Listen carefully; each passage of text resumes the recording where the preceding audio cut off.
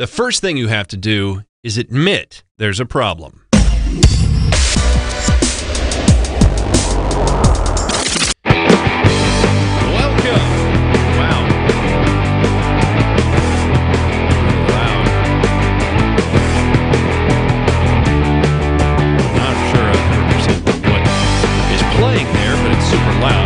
You know what? We're going to pause it and hit restart. There we go. That was I got to work on some of the levels here. It's kind of an issue.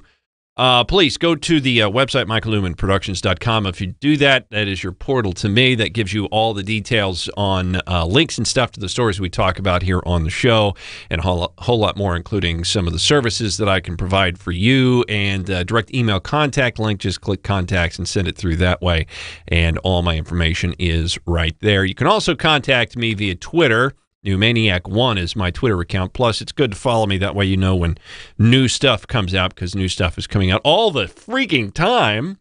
And, of course, most importantly, especially when you're on the website, click the support icon, big blue button right there on the front, and that takes you to a page that tells you about Patreon, where you can go there and support this show for as little as $1 a month. Some things might be changing on Patreon when I figure out what they are. I've got some ideas, but we'll get to that when we come around to it. You can also go directly to the website, just patreon.com/MNP, all in caps. So that is the show.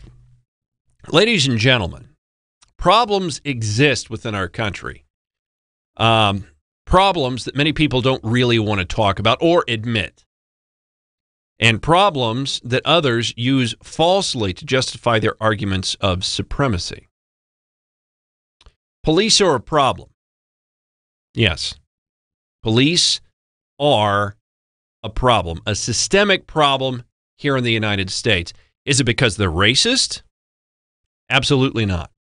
No. And in fact, that accusation is so demonstrably false that no part of it can be accepted, thereby creating sort of a dichotomy of two really intractable factions. Faction A believes in and repeats the accusation of racism because they wish it to be true, because it permanently relieves them from personal responsibility. Now, Faction B, almost as bad, they're in fact so angry and frightened at Faction A for this obviously dangerous and false narrative that negates the progress of society over the past God knows how long, that they side unconditionally with the police, or more importantly, with the state or the government that empowers police to the point that justifies just about any action that they may take. Forgetting that police officers are human. Human people who make mistakes and are capable of evil just like anyone else, and should be held accountable for their actions. That acting contravention of constitutional rights of others. We must ignore the false arguments, but we also must deride the sycophantic notions of government purity and righteousness, seeking only the truth. And the truth is this: the police are not the protectors of the Constitution or the rights of the American people. Police are people with jobs. That's it. Just another guy with a job. But unfortunately, the job they hold entrusts them with great power over your life and protection from accountability, ensuring that they are being judged differently than any other normal person with a job. Just you and me, it's a very different thing. This is a problem that exists, and we must deal with it now before it is too late. There's always a story popping up that's talking about police and police brutality and things of that nature. We're going to get that today, but I will tell you, most of my problems involving police aren't centered around incidents of shootings or some sort of violent act that may or may not have been necessarily done by police officers. My problems exist much, much deeper than that. When the cops get in riot gear and come to your house and take all your stuff in a civil asset forfeiture, and then when people realize that this is wrong, this is nothing more than theft, and then go to the government or go to a guy like Donald Trump and say, we need to get rid of the civil asset forfeiture thing. It's ridiculous. It's legalized theft by the state over people for no reason, especially when they're never charged with the crime. And then the cops come and lie to the president about what a civil asset forfeiture is, because those jurisdictions make a lot of money stealing money from people, when entire states tell their cops to go out and when they pull somebody over, ask them if they got money in their car, and if it's over a certain amount, they take it. Literally, this is happening in Tennessee. If you happen to be, let's say you're a car dealer or something, and you saw a great deal on a car, so you go down to pick it up. Maybe you got a truck or what, it doesn't really matter.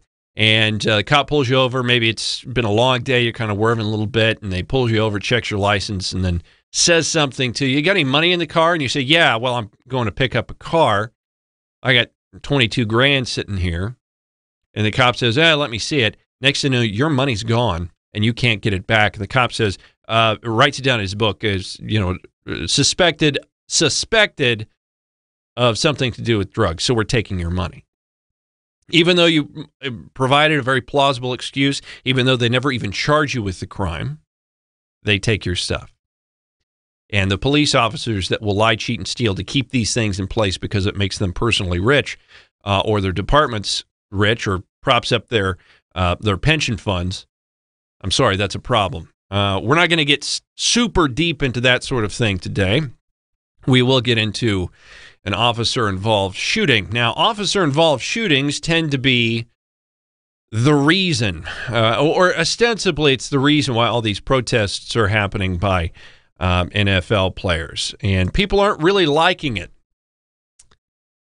There are problems with cops out there, but it doesn't involve racism. Racism isn't the problem, and the people know it. The NFL went from being America's sort of biggest sports franchise, biggest sports thing, to its least liked sport in the span of just a few weeks after players, coaches, and owners protested the national anthem. Fans who viewed the NFL as favorable dropped from 57% down from 44% from August to the end of September, while the league's unfavorable ratings increased to 40%, the highest of all college and professional sports.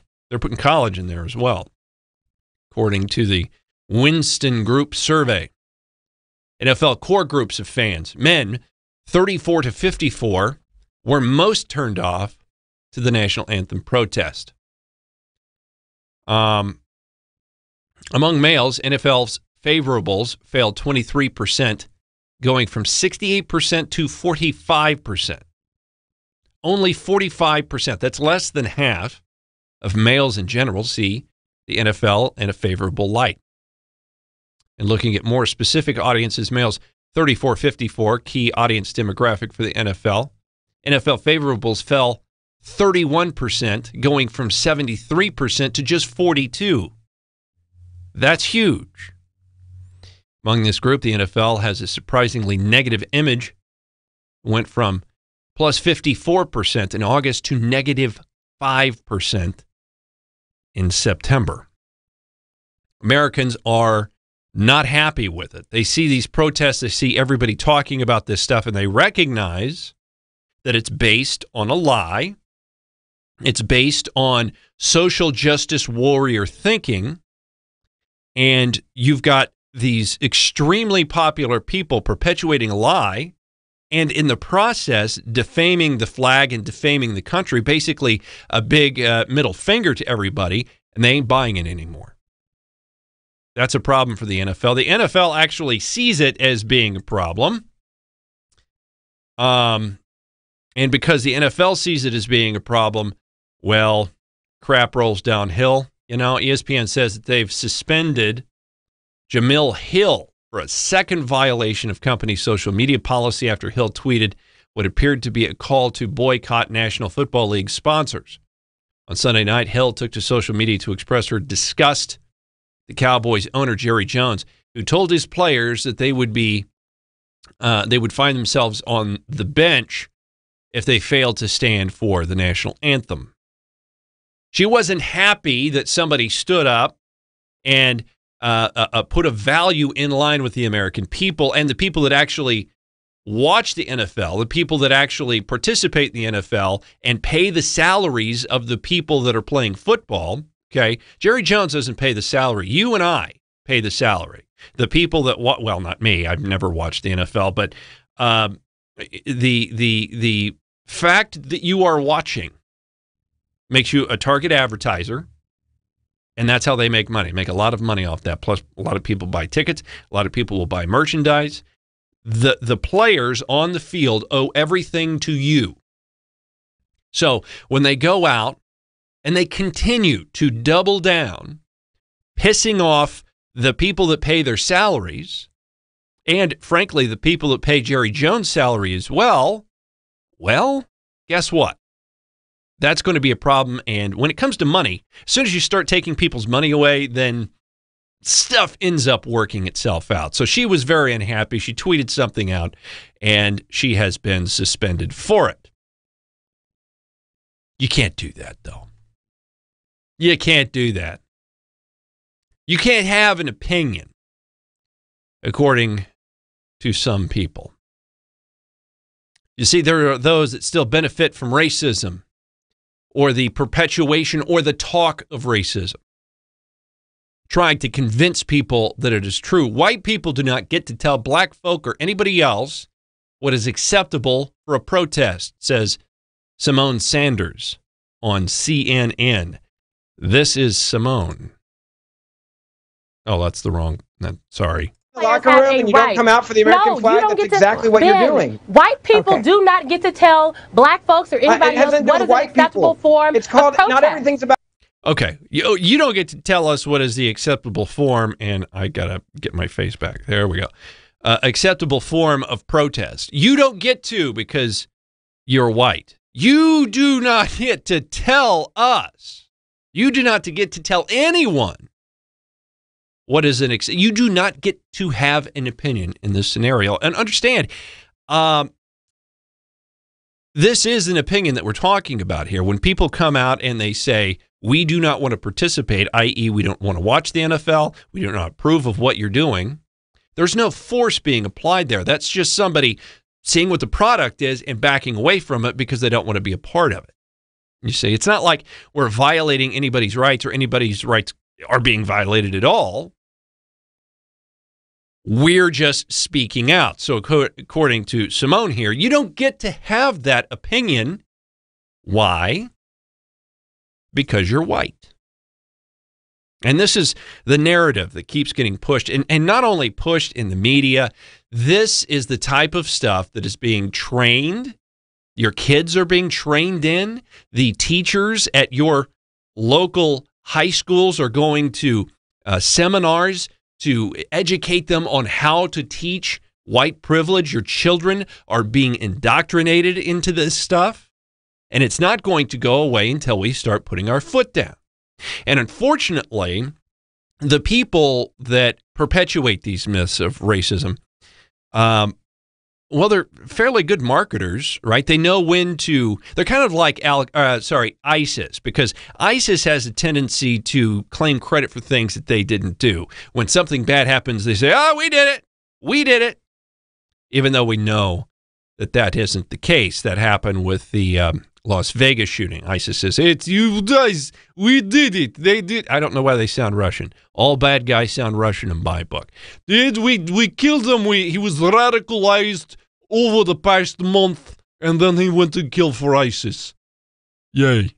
No, that didn't happen. And what the left will do is take a scenario that has nothing to do with another scenario and slap on a label and then just charge forward with it.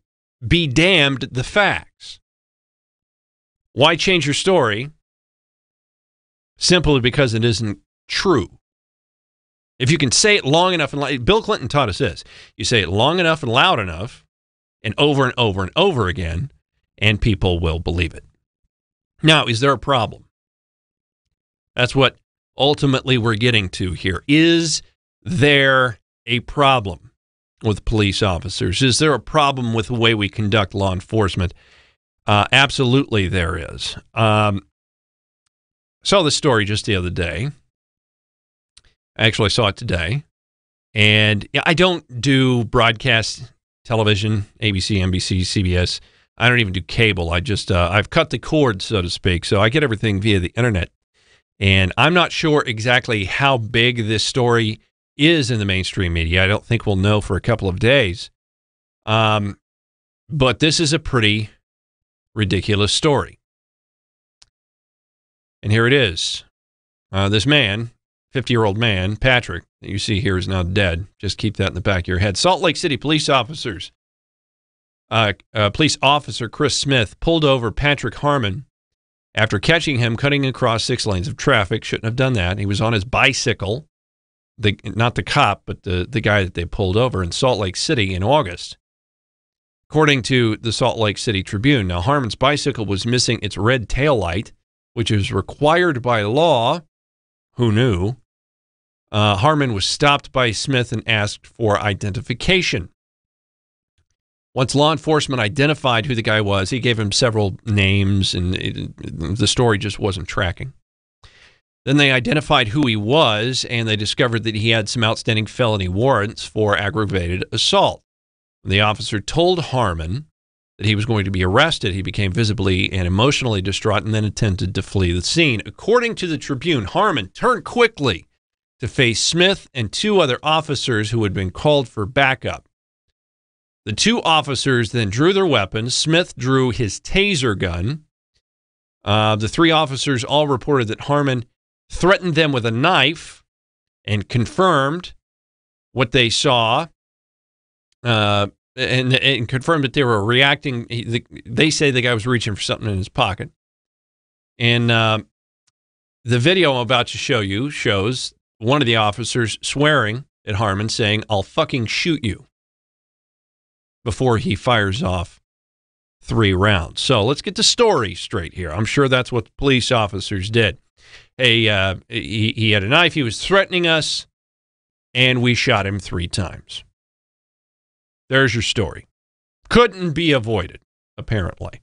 We'll get your opinion on this. I don't know if you've seen it or not, but let's just play this video and see what you think.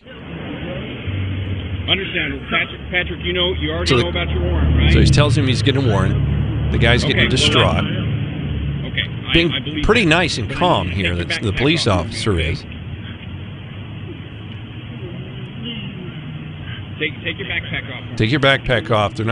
Police are not being aggressive here. They're letting him take the stuff off. Put your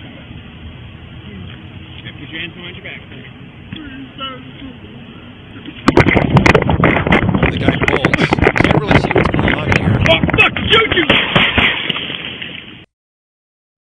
Yeah. Well, could the guy have been turning around at the very moments there? Or was the man shot in the back? Now, the police say they found a knife on his person. Was the guy stopping? You can't really tell by that video. All I see is a guy taking off and running, and a cop running after him saying, "I'll effing shoot you," and then dropping 3 rounds on him. That's what I see. That's what I see. And the reason this story is in the news is the Salt Lake City prosecutor's office has deemed the shooting justified because the police officers feared for their lives during the altercation. That's according to the police officers. That's according to the prosecutor. Police Chief Mike Brown told the Tribune that local authorities trust the process and support the decisions from the district attorney's office. Well, of course you do. Well, of course you do. If I had a body camera, something like this happened, and a guy was running away from me and I shot him 3 times in the back, I would be in prison right now. Even if the guy had a gun. The guy had a gun and had fired on me and then took off running in the other direction. I put 3 rounds in his back. I'm a murderer. Maybe not in the eyes of some.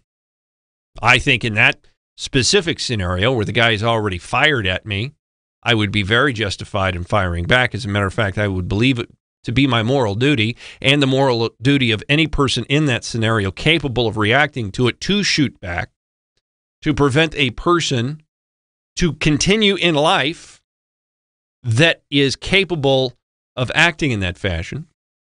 The next person, if I were to let them go, the next person that were to be hurt by this man or a woman in this scenario, I would share in some of the responsibility for that. But in this scenario, that's not what happened. Oh, and by the way, if it were just a legal question, I, being the person that shot the guy, would be in jail right now. It's a real simple scenario. It's a real simple scenario. And if nothing else, a case like this must go to court. You can't just have a prosecutor say, no, we're not going to press charges, and then everything goes away, especially in our sort of climate of hate out there. Now, will going to court and being exonerated, if they are, fix anything? No, but at least you have a court record, and it can be said that you did whatever you could in the valiant fight for justice. That's not what's happening. Now, why would a prosecutor, whose job it is to find evildoers, those that are lawbreakers, and bring them to justice no matter who they are, especially if that lawbreaker is a violent, psychopathic police officer who is imbued with the power of the gun by the state, and thereby, if allowed to continue, would be executing people in the name of government. So why would not a prosecutor want more than anything else to clean up a police department from somebody like this? Because that's not how they think. See, the prosecutor's office and the police officers all get paid by the same people, and that is the taxpayers. And if the prosecutor says we're not going to prosecute, nothing can happen to that prosecutor. That's his or her decision. It's not like they can be brought up on charges for not bringing someone up on charges. That doesn't happen. That doesn't exist. There's no legal framework for that to be a possibility. And once the prosecutor says no, it ends right there. So at that point, there's no one held accountable in the prosecutorial office. There's no one held accountable on the police department, and bad things can continue to fester and continue. That's what happens. Now, why would a prosecutor want to do that? Because the prosecutor doesn't give a damn about the law, and he or she cares about their personal career. And if they are the person that brings up a case like this, and the case goes to court, and the family sues, and a bunch of people lose their job, well, then the city's going to lose a bunch of money, and this prosecutor is going to be known as the person that lost millions of dollars, maybe billions of dollars for that city and or state. Can't have that. It is in the best interest of the prosecutor and of the police department not to let these things see the light of a courtroom. That's the truth. And I don't see prosecutors as innately good people. I don't know why you would. Just like I don't see police officers as innately good people. They are just people who act in personal self-interest. And except for police officers are a little bit worse because A, in your vocation, your actions and words, everything you do should be above reproach. And B, they have this wonderful little cabal of friends that are in the same boat that they are. They call it the thin blue line. And you stand up for other police officers regardless of what they do, even if what they're doing is illegally arresting a nurse at a hospital because the nurse wouldn't go along with your illegal request. So you assault a nurse. And all the other police officers that were there do absolutely nothing. Zero. To protect the American citizens' rights, which is, by the way, what their job is supposed to be. So do we have a problem with police officers in this country? Absolutely, yes, we do. I think we hire a lot of hotheads. I think we hire a lot of people that call them alpha males, but alpha males of the worst type because they don't know when to turn it off. They have no higher brain functions. I think there are some good cops out there. Most people say that most cops are good, and then there's a couple of bad apples in there. You're going to have to prove that to me because it's far beyond, in my opinion, just these acts of violence that should be scrutinized by the public when concerning the conduct of police officers. Every little thing they do. Whenever a police officer asks you to do something or holds you to do something that is, let's say, not above board, but they do it anyway because a prosecutor has trained them on how to try to weasel money out of people, try to catch somebody in a crime, they're essentially setting up a scenario where if you screw up just this much, then they can take things from you, and that's not what the law is supposed to be for. See, the prosecutors think it's great because they get to have more convictions, and that's good come election time. Police officers think it's great because there's no real danger. Police officers would much rather come after innocent people than a hardened criminal. Much rather, because innocent people generally aren't a threat. Those are the times that try men's souls and their patience. So no, I do not give the benefit of the doubt to anyone, regardless of your vocation.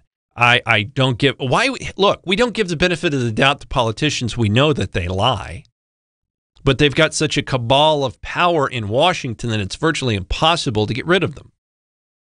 And there's a lot of dumb people out there. Look, politicians, stupid people elect politicians. That is the fact.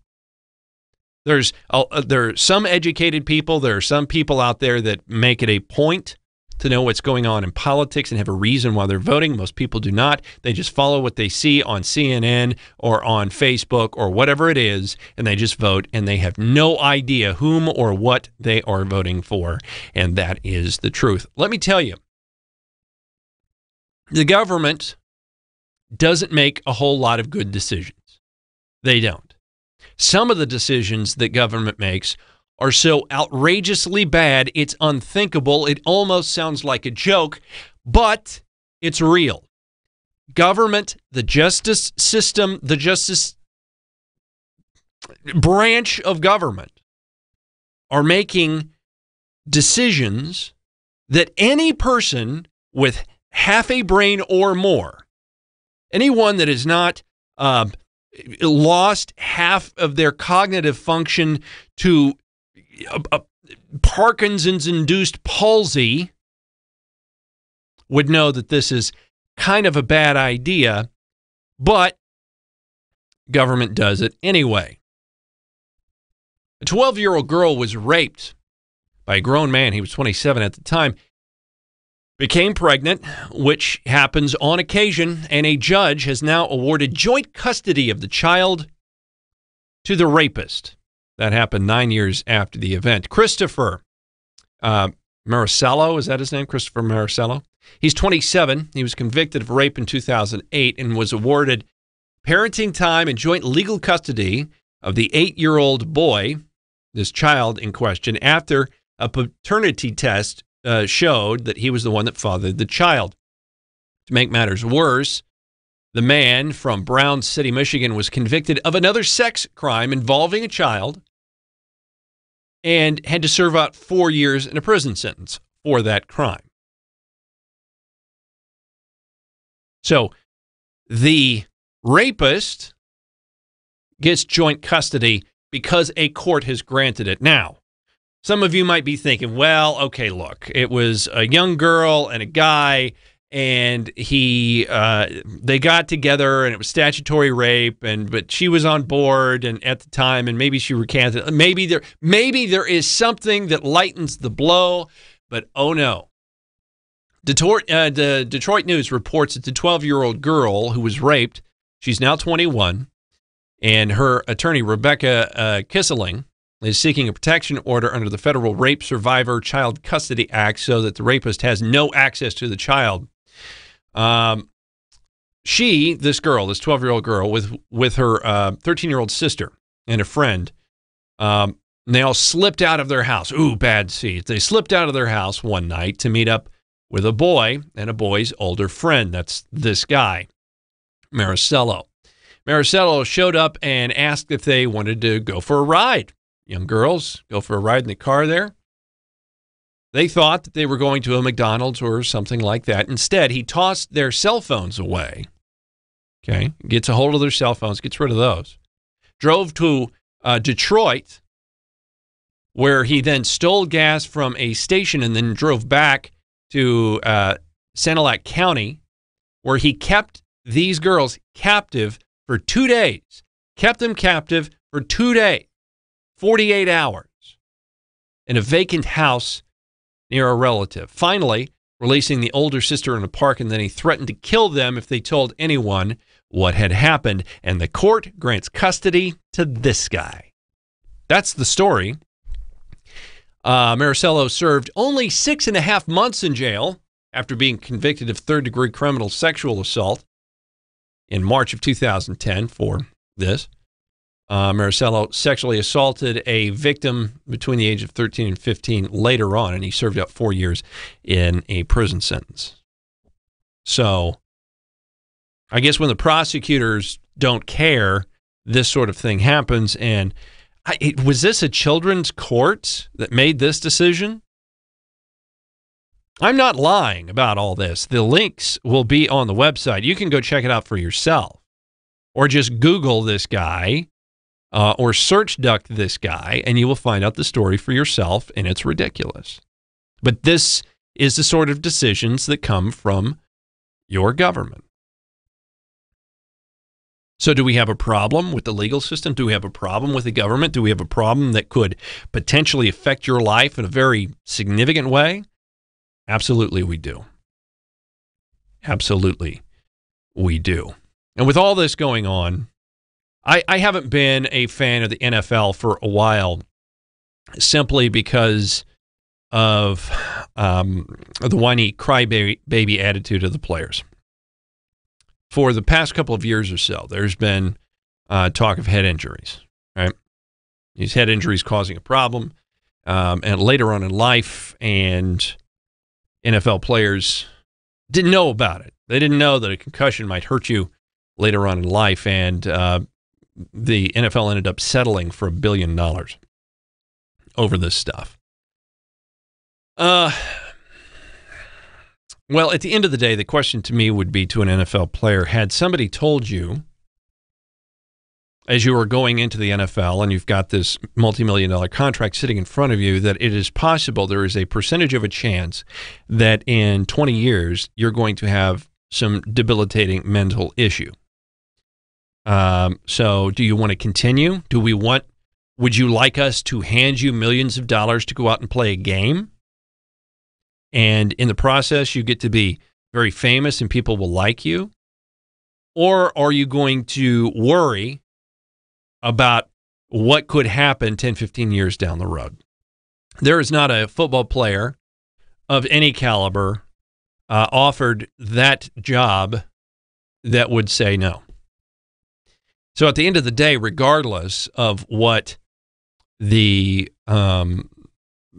warnings may have been, I believe these NFL players would have continued to play football. That's number one. And number two, at the end of the day, I'm sorry, I do not give a shit what happened to your head, what happened to your melon because you played football. I do not. Because football is by far not one of, or even in the top 50 gajillion of dangerous occupations on the face of the planet. It ain't. There are far more things, far more dangerous, that no one ever gets called a hero for. Things, jobs that people just don't care about. Jobs that people don't even think about. No one ever gets called a hero, no one ever makes millions of dollars for doing them. At the end of the day, you were well compensated.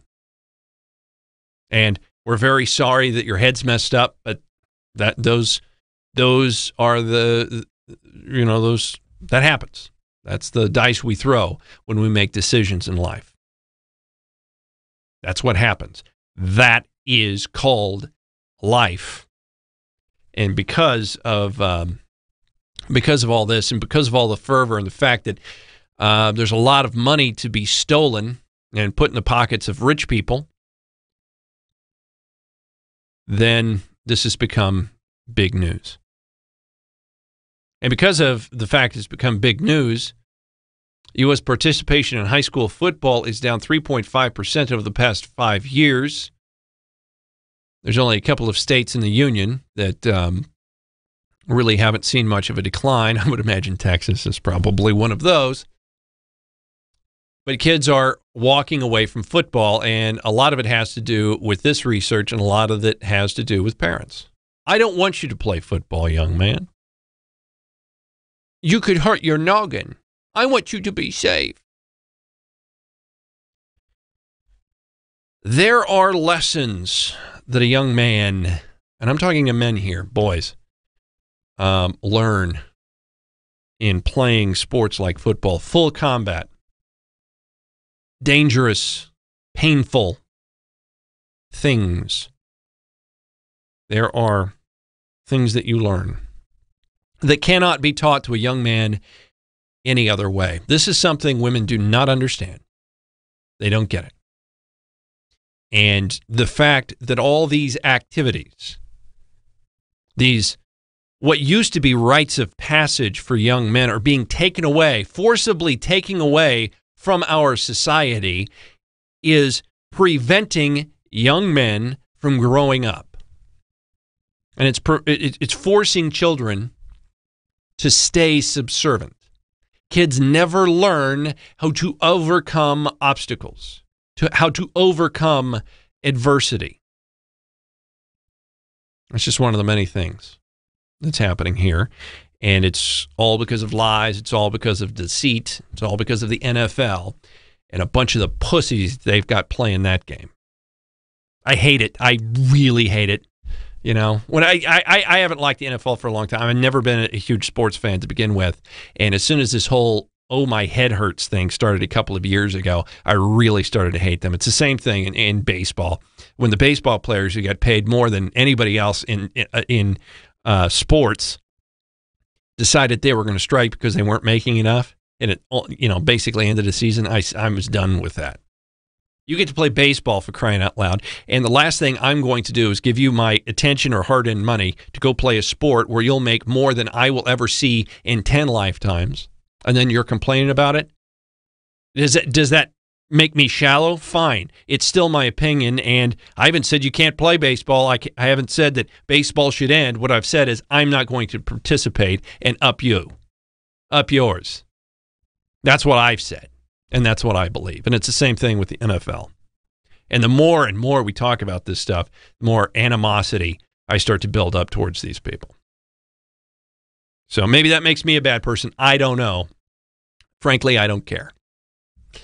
One more thing before we get out of here. This will be a little bit more fun. I guess during the NFL, Monday Night Football, isn't that great? A new trailer for Star Wars was dropped. This is only, the second trailer?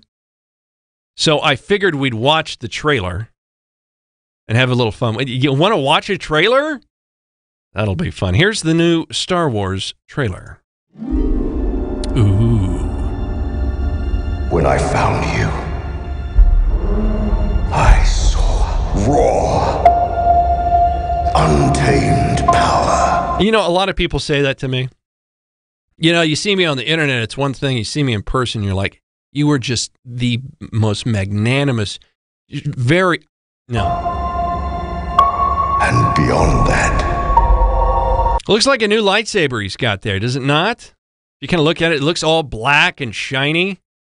I mean, the old one that he had in the other movie, I don't know if he ever got it back or not, but it was looking kind of ratty. It was kind of rusty and stuff. I think it was made to look like that, but this one, ooh,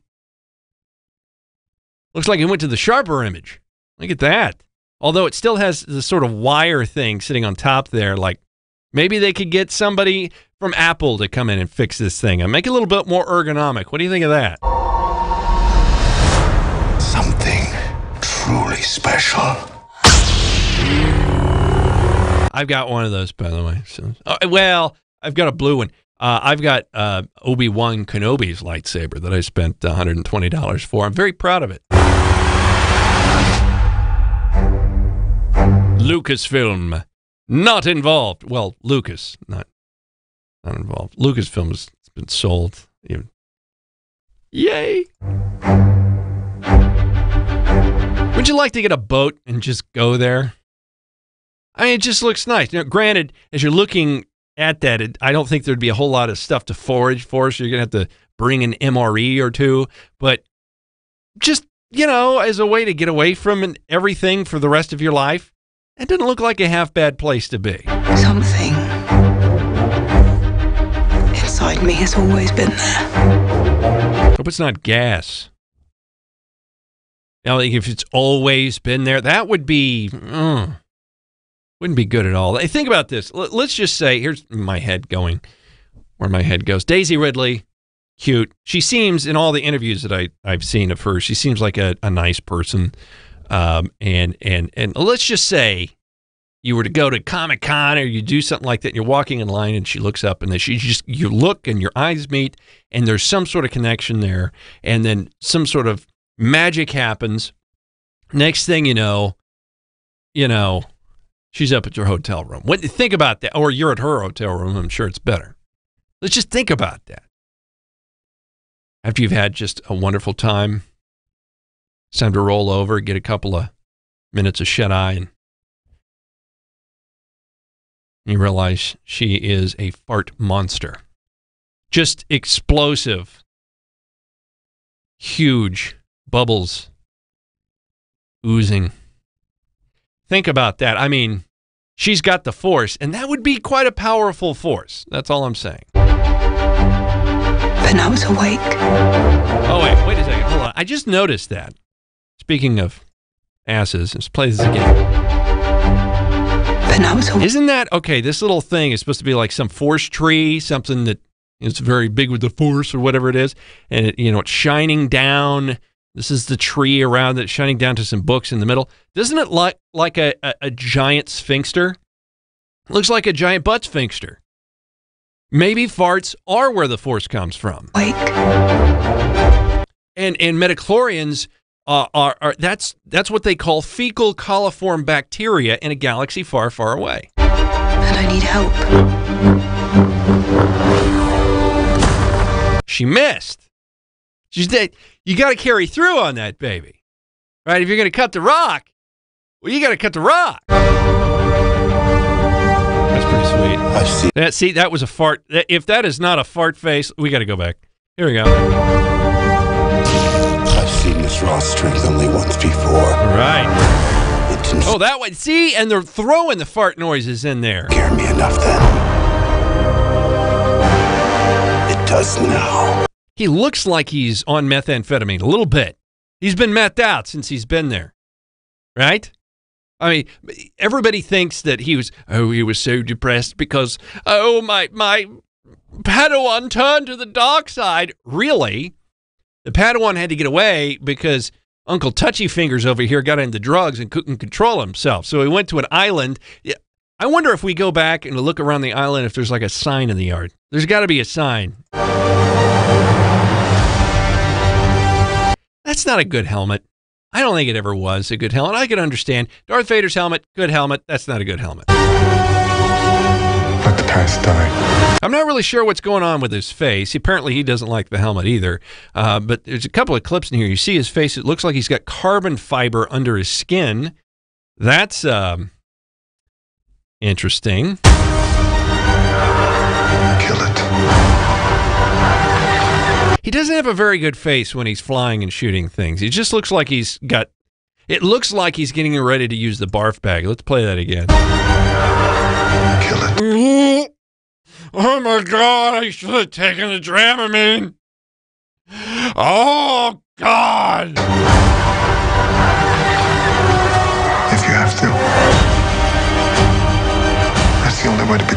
meant to be.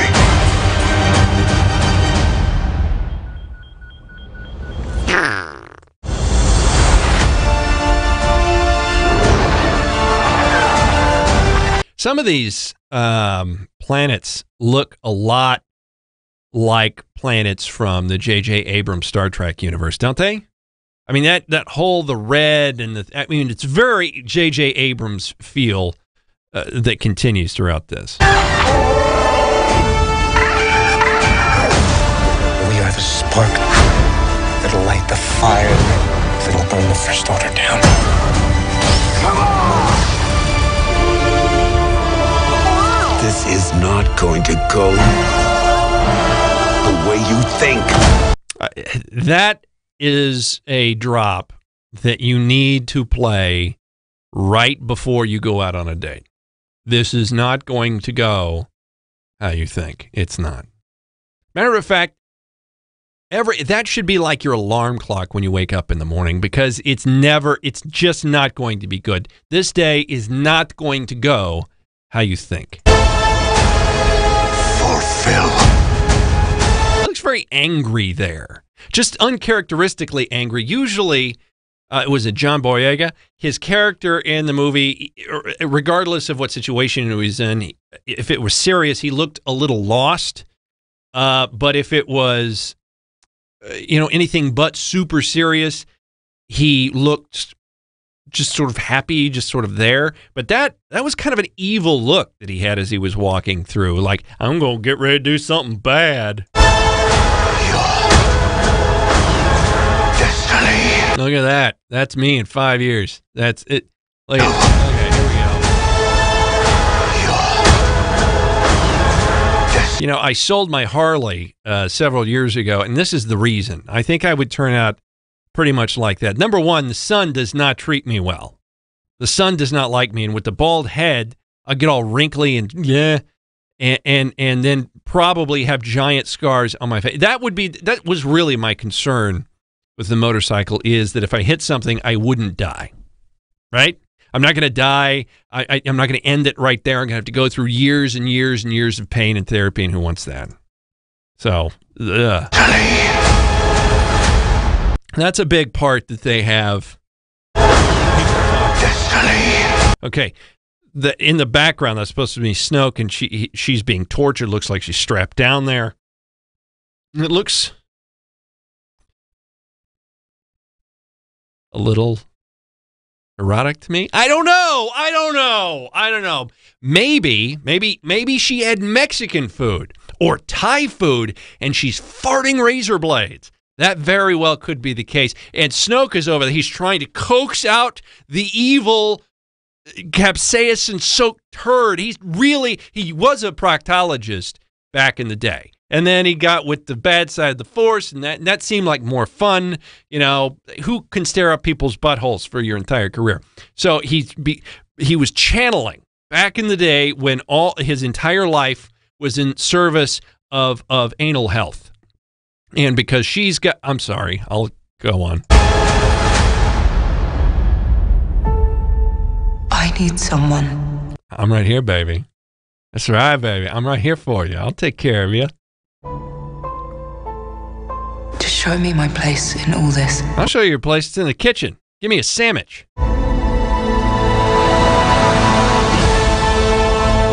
He wanted money there. I think he was asking for cash. Does it not look like, hey? Yeah. Well, there was fire. It looked like there was fire. That scene looks like it was the burning of the Jedi Temple, right? And I bet you in that scene, when you see it in the movie, he's looking at Luke or whatever it is. But I think he was asking for money. That's what I see it. Star